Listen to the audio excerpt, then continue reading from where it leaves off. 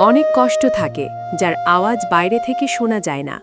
সব নির্যাতন চোখে দেখা যায় না। শুধু আঘাত নয়, কখনো একটি কথা, কখনো ব্যবহারও হয়ে ওঠে নির্যাতনের শামিল। এ যেন ভয়ে, লজ্জা আর নীরবতার এক অদৃশ্য শিকল। কিন্তু নীরবতা কোনো সমাধান নয়।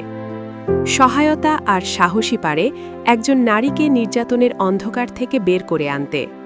নিরাপত্তা, আইনি সহায়তা আর সম্মান এসব নারীর অধিকার।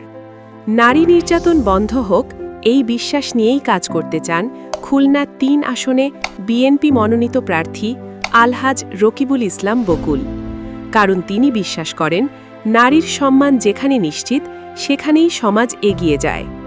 আগামী নির্বাচনে নারী অধিকার প্রতিষ্ঠায় নিবেদিত প্রাণ জননেতা আলহাজ রকিবুল ইসলাম বকুলকে ধানের শীষে ভোট দিন।